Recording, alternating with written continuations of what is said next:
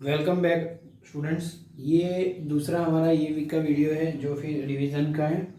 जैसे कि बच्चों ने मुझे बताया था कि सर एक बार फिर से एक बार इम्यूनाइजेशन को एक्सप्लेन कर देना, तो यहाँ पर हम आज जो डिस्कस करने वाले हैं इम्यूनाइजेशन, राइट।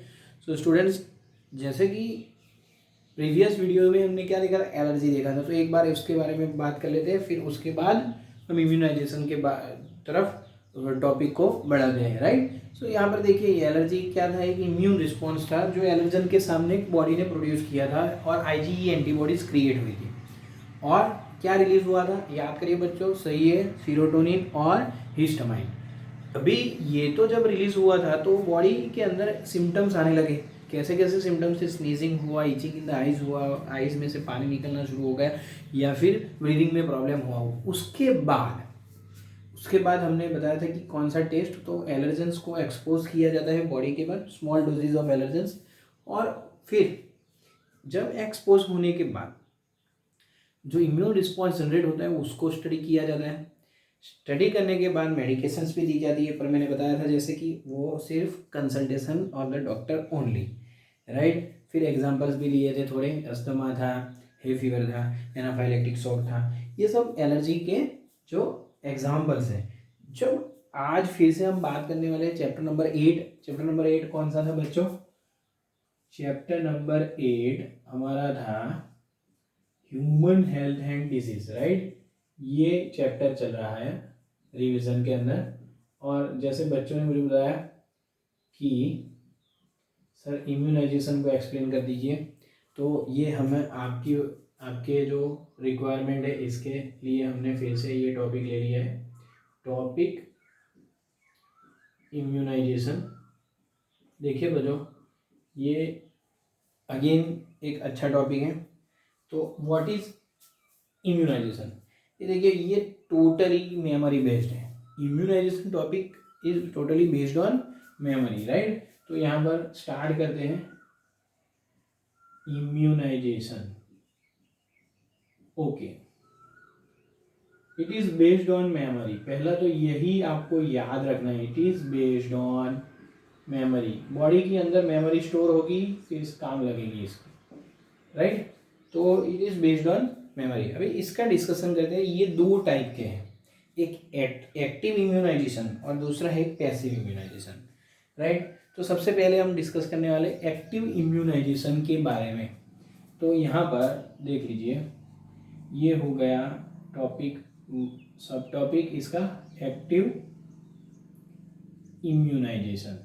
चलिए, अभी जब आप एक्टिव इम्यूनाइजेशन की डिस्कशन करते हैं, राइट, एक्टिव इम्यूनाइजेशन का जब डिस्कशन हम करते हैं तो उसके बारे में क्या किया जाता है वो सोचिए।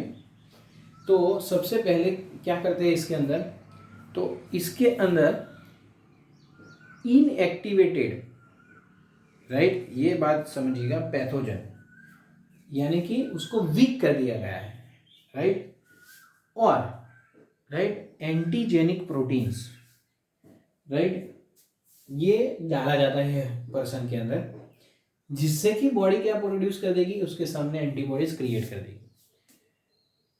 Will also generate two types of cell, memory B cells and T cells, right, memory B and memory T cells. ये फिर स्टोर हो गया बच्चों।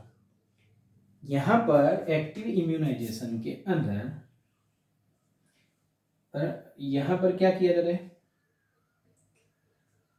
वैक्सीन जो है, vaccine are given to patient, right. ये पेशेंट को जैसे दिया जाता है, पर वैक्सीन में क्या होता है, तो वैक्सीन के अंदर क्या हो सकता है, तो भाई एक हो सकता है एंटीजेनिक प्रोटीन या फिर पैथोजन, पर ये कैसा किया गया होता है, इनएक्टिवेटेड, समझिए, ये इतना आपको हार्म कर सकता नहीं है। जैसे कोई पैथोजन हमारी बॉडी में डाले, उसको वीक कर दिया गया है, इसलिए ये ज़्यादा हार्म नहीं करेगा। तो क्या होता है, यहाँ पर हम पर्सन लिख सकते हैं, पेशेंट तो होता नहीं है, उसको कोई बीमार नहीं हुआ है, तो यहाँ पर हम पर्सन लिख देते हैं। यहाँ पर देखिए वैक्सीन जब दी जाती है कोई पर्सन को, तो उसके सामने बॉडी प्रोड्यूसेस एंटीबॉडीज, यहाँ पर right, also generates memory B and T cells, right. यहाँ पर लिम्फोसाइट हो गए, ये हमने वीडियो में देख लिया था कि कौन से मेमोरी बी सेल्स है उसका फंक्शन क्या है, मेमोरी टी सेल्स क्या है उसका फंक्शन क्या है, ये फिर मेमोरी स्टोर हो जाएगी। भाई जो वैक्सीन्स जो जनरेट होते हैं, राइट, फिर से जब एक्टिव पैथोजन आएगा तो ऑलरेडी क्या होगा, एंटीबॉडीज और जो सेल्स होंगे वो क्विक रिस्पॉन्स करेंगे। तो ये जो होता है active immunisation always produce a slow response, slow है ना, स्लो रिस्पॉन्स याद रखिएगा बच्चों, ये स्लो रिस्पॉन्स जनरेट होता है पर दूसरी बार बहुत अच्छे से वो क्रिएट करता है रिस्पॉन्स। ओके, नाउ इनिशियली जब वैक्सीन दी जाती है स्लो रिस्पॉन्स जनरेट होता है। 3 जनरेशन्स में वैक्सीन्स है। सबसे पहली जो फर्स्ट जनरेशन थी वो कन्वेंशनल मेथड थी, राइट। फर्स्ट जनरेशन वैक्सीन्स जो थी वो कन्वेंशनल टेक्निक से बनाई गई थी, कन्वेंशनल, राइट, जिसमें आती है स्मॉल पॉक्स, ऐसी जो वैक्सीन्स थी, राइट, ऐसी वैक्सीन्स जो कन्वेंशनल मेथड से बनाई थी बच्चों। दूसरा आया उसके बाद जो था सेकेंड जनरेशन, है ना, सेकेंड जनरेशन वैक्सीन। देखिए ये जो सेकेंड जनरेशन वैक्सीन था वो रिकॉम्बिनेंट डीएनए टेक्नोलॉजी से बना था, rDNA technology, recombinant DNA technology. ये बच्चों हम पढ़ने वाले बायोटेक में, जो कि चैप्टर हमारा 12th में ही है, चैप्टर नंबर 11 और चैप्टर नंबर 12। रिकॉम्बिनेंट डीएनए कैसे बनाते हैं वो भी हम सीखने वाले हैं। पर ये अभी के लिए हमको सिर्फ याद रखना है कि भाई सेकेंड जनरेशन वैक्सीन जो है वो कौन सी टेक्निक से बनाई गई। फर्स्ट जनरेशन थी वो कन्वेंशनल टेक्निक थी, सेकेंड जनरेशन जो वैक्सीन है वो है डीएनए टेक्नोलॉजी, रिकॉम्बिनेंट, यानी कि कोई जो नेचुरल डीएनए होता है उसको रिकॉम्बिनेंट करते हैं, यानी फॉरेन डीएनए को उसके अंदर डालते हैं, राइट। ये बहुत अच्छे से हम पढ़ने वाले हैं। सो अभी इसके अंदर बहुत डिटेल में नहीं जाते हैं, ये सिर्फ रिवीजन का टॉपिक है।